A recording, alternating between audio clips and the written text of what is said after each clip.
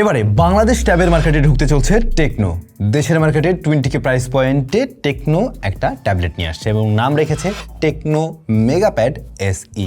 মেগাপ্যাড নামে বোধহয় 2024 সালে ওদের একটা প্যাড এসেছিল, আর এটা হচ্ছে মেগাপ্যাড SE, যেখানে আমরা স্ন্যাপড্রাগনের SoC দেখছি এবং সম্পূর্ণ ট্যাবটা হচ্ছে মেটাল বিল্ড, ইউনিবডি ডিজাইন যদিও।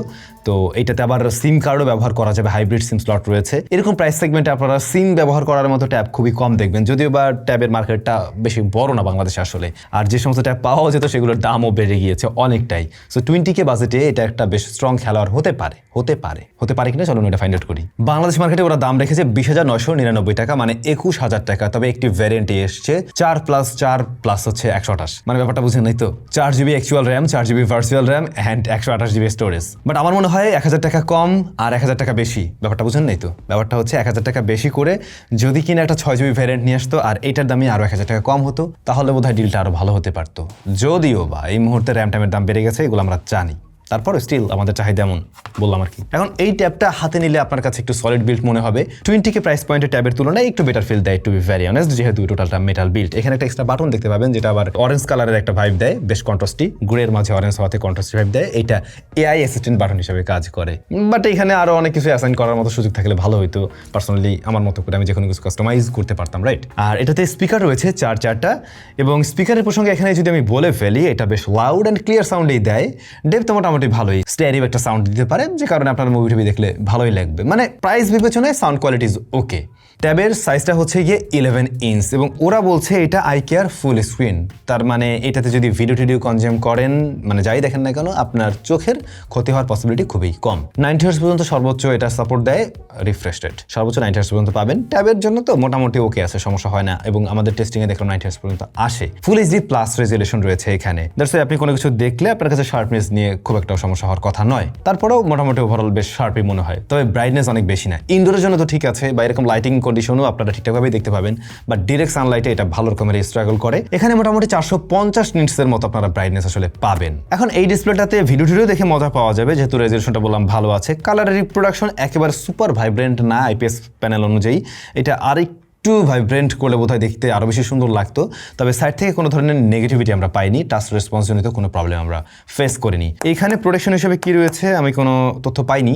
আমার মনে হয় এগুলোর গ্লাস প্রোটেক্টর অ্যাভেলেবল পাওয়া যায়, আপনারা সেরকম কিছু ব্যবহার করলেই বরং ভালো হবে আর কি। তবে ওভারঅল ডিসপ্লে দেখে যেমন হয়, এর বেজেল এরিয়া আরেকটু ন্যারো রাখলে আরো সুন্দর লাগতো, বাট এটা সিমেট্রিক্যাল। আচ্ছা, যদি একটু ভিতরে টাইপ দেই, ট্যাবটাতে SoC হিসেবে রয়েছে স্ন্যাপড্রাগন 685 আমাদের যথেষ্ট পরিচিত একটি SoC, নতুন কিছু না, এর আগেও আমরা অনেক ফোনের সাথে ব্যবহার করেছি, এবং এটা মোটামুটি মিড রেঞ্জ প্রাইস পয়েন্টের একটা SoC। আপনারা জানেন, আপনি কম্পেয়ার করতে চাইলে মিডিয়াটেক হেলিও Z99, Z95 বা 100 এদের আশেপাশে কম্পেয়ার করতে পারেন।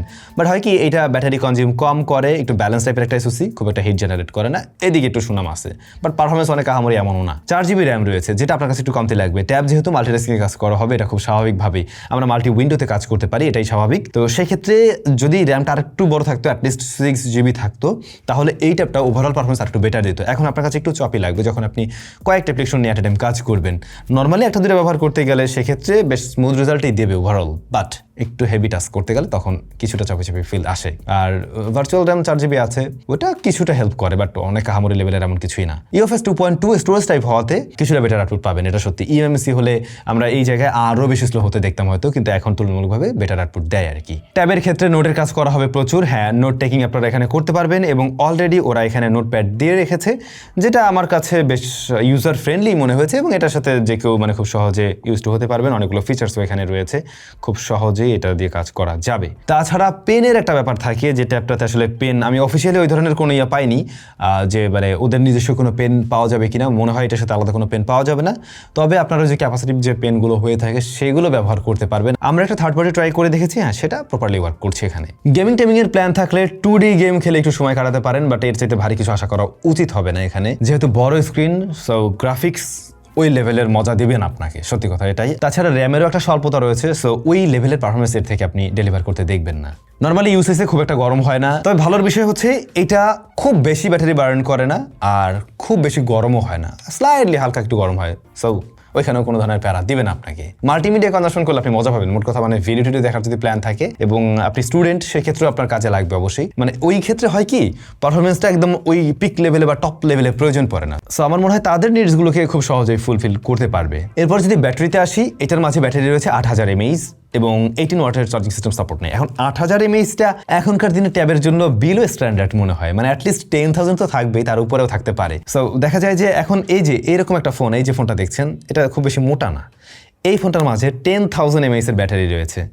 তো সেই জায়গা থেকে আমরা আসলে ওইটুকু এক্সপেক্ট করতেই পারি ট্যাব হিসাবে, যেহেতু এটাতে ভিডিও টিডিও দেখাবে জায়ান্ট স্ক্রিন। সো বড় স্ক্রিন হলে তো ব্যাটারি কিছুটা বেশি বার্ন করে, এটাই স্বাভাবিক। আমরা আরেকটু ব্যাটারি বেশি আশা করছিলাম। সিম স্লট রয়েছে, এটা একটা বাড়তি সুবিধা দেবে, বিশেষ করে গ্রামে গঞ্জে বা যে সমস্ত জায়গাগুলোতে ওয়াইফাই এর সুযোগ আপনি পাবেন না, তখন এটা আপনাকে একটা বাড়তি সুবিধা দেবে ডেফিনেটলি। জাইরোস্কোপ সেন্সর কিন্তু এটাতে নেই, যেটা হয়তো বা অনেকেরই প্রয়োজন হতে পারতো, আমিও মিস করছি ওই জিনিসটা। সো এবার যদি এসে একটা আননেসেসারি জিনিসে, যেটা আপনাদের অনেকেরই প্রয়োজন পড়বে না, ক্যামেরা। রিয়ার প্যানেলে একটা ক্যামেরাই রয়েছে 8 মেগাপিক্সেল, ফ্রন্টে 5 মেগাপিক্সেল। ভিডিও কলিংয়ের জন্য এটা ওকে আছে, হ্যাঁ ও পর্যন্ত সন্তুষ্ট থাকুন। রিয়ারের ক্যামেরা দিয়ে মানে যদি সময় বিশেষ লাগে ছবি তুলতে পারেন, বাট আহামরি রেজাল্টের থেকে পাবেন না, ছবি দেখে নিশ্চয়ই বুঝতে পারছেন। সো এই হচ্ছে টেকনোর মেগাপ্যাড SE। জিনিসটা যে দামে এসছে, হ্যাঁ মানে খুব ভালো সুইট একটা প্রাইস পয়েন্ট, এটা আমি মানছি। মানে এই দামে যদি 6GB হতো তাহলে আমার আর কোনো কমপ্লেন থাকতো না, আর অন্যথায় এইটার দাম একটু কম করে আর একটু বাড়িয়ে 6GBটা নিয়ে আসলে হতো। এই হচ্ছে আমার বলার বিষয়। আপনাদের কাছে কেমন লাগলো কমেন্ট করে জানাবেন।